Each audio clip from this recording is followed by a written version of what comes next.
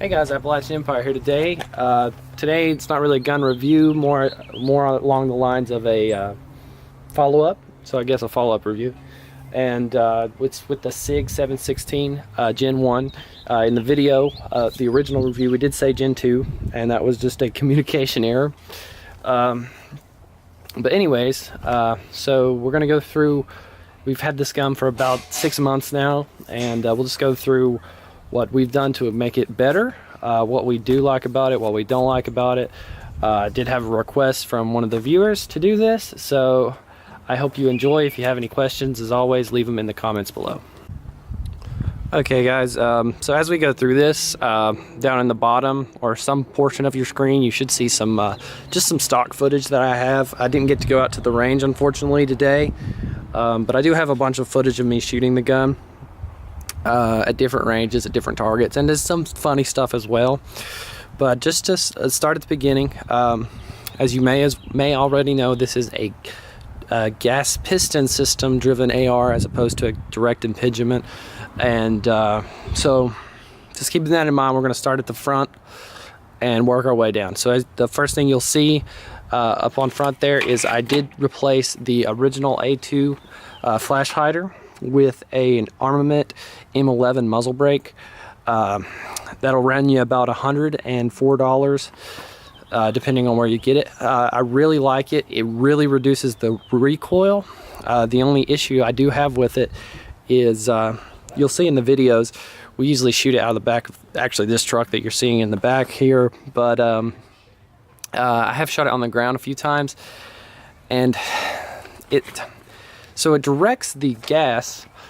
As you can see, these are sort of angled back. It directs the gas in almost a triangle pattern around the shooter, so you don't really feel anything. But if there's anybody, like say you have somebody spotting for you or something like that, they're gonna feel it. And you'll see in the videos that most of the time that when we're shooting this AR-10, we shoot it in a cow pasture, and you know, if you're unsuspectingly laying near a cow patty and that boom, and then you know you've got cow patty all over you, which is not great. But other than that, I haven't changed the barrel out.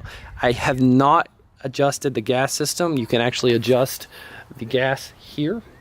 I haven't done anything like that, and it has worked fine. All right, there's gonna be a little bit of shakiness. Whoop, there we go. All right, and so moving on down, that's just a regular old cheap Walmart Harris bipod. It works fine. I did have like a $50, I forget the brand, broke first day. So you know, that's great the way it is. Moving along, didn't add anything. Like the SIG does come with the rails the way they are. I did put the rail covers on there. They're very nice, very comfortable. And then moving right along, you'll see that big Nikon Monarch 3 up there. Did have that in the original video, but one thing I will say about this scope is, as I've used it and got it sighted in and everything, it has just been phenomenal. I'm sure this scope is for a bigger gun, as it on the side you can adjust the range, and I'll show you that in a second. It goes out to 1,000 yards, and could you shoot at 1,000 yards with this scope? That's up for debate. Personally, I don't think the zoom is enough, but you know, that's just my opinion. But this will run you about mine was $600, and then after taxes, and I bought the scope rings and the rail mount, which totaled out to around $800. But you'll get a nice package. Nikon does not cheat you on their equipment, but you know, you'll get a couple different things. But one thing you will not get, as you can see, the scope is really long. It's about as long as the rifle itself. That's because I did put a sunshade on there, also Nikon. I bought that separate from the scope, which cost me $50. So you know, I already do have a lot in this gun. I have almost I've got almost, we'll total up at the end, but anyways, moving along, I'll show you the other side of the scope. Okay, so moving back over to the other side of the gun, like I said, I really like this scope, and I think it's probably intended for something a bit bigger than a 308, but what's cool about it is once you zero it in, it is a first focal plane scope, so It doesn't matter how much you zoom in, the dots are going to stay true to the ranges they're set at. But it has a little lever on the side here. You pull this out, and it's got 50 all the way up to 1,000. So if you know how far your target is, it's simple. It's simple as point and shoot. Had very good success with that. I just shoot a basic PMC 147 grain FMJ 308, and it is a 7.62 by 51 rifle, but I shoot 308 in it. I've shot 7.62 by 51 in it as well, but I see no difference. And obviously there's a lot of hype on the differences, and people are like, oh, this is good for, you know, whatever. But I've had no issues with it. All right, moving right along. All right, to the stock, sorry. You'll notice that it's not the standard M4 style stock that you saw in the original video. It is in fact a, let me see if I can say this, a Luth AR, so it's like Luth.AR. MBA1, it'll run you about $140 brand new. You will have to change the buffer tube because the gun comes with a, I think it's mil-spec buffer tube, and you'll have to go to a commercial buffer tube, which will cost you $70 for the kit, which comes with the spring and everything. So that's just something to take into consideration. I really like this stock. I did have the original stock on it, the M4 style stock, and I like to shoot when I shoot, you know, where it's got a bipod, I like to sort of cup my hand under like this, and sometimes you can depress and the video should be shown below, sometimes you can depress the freaking button that slides the stock back and forth, and when you fire, the gun comes back and whacks you right in the face. So that's not fun. But also I just like the feeling of a solid stock. It makes it more stable, feels better, and it's fully adjustable, as you can see here and here. But anyways, moving along.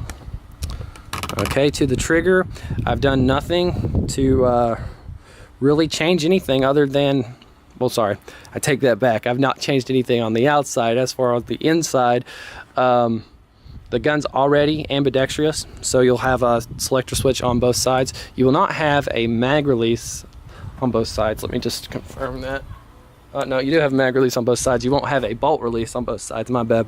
But I did put a Geisley super semi-automatic SAA trigger in there, and that runs you about $240. So overall, in the whole gun, I have about $1,363 on top of what is already a $1,800 gun.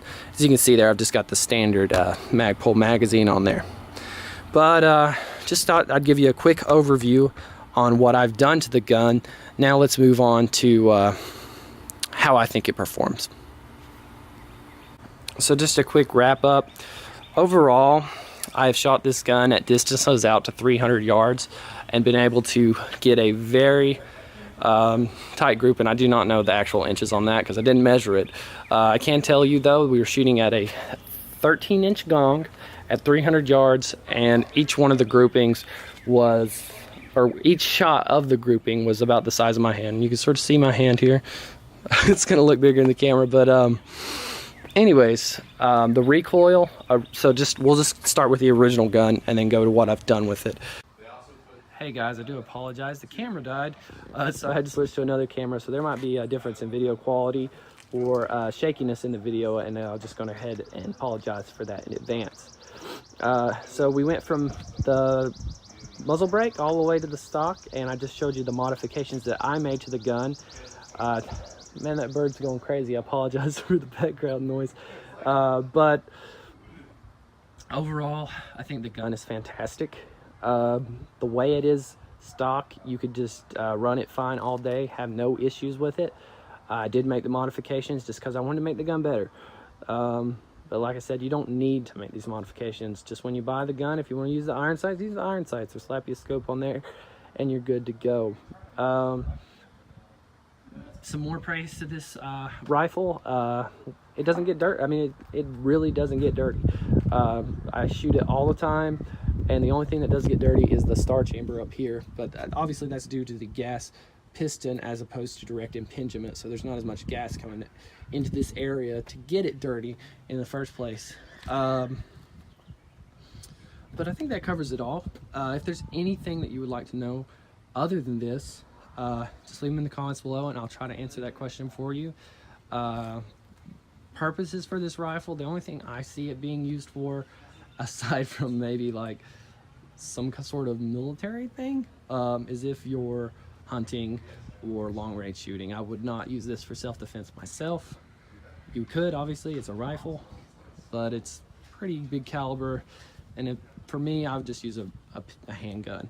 But you know, personal preference on that one. But yeah, guys, so this has been the follow-up video to the SIG 716 Gen 1 patrol model. Thanks for watching, and please subscribe.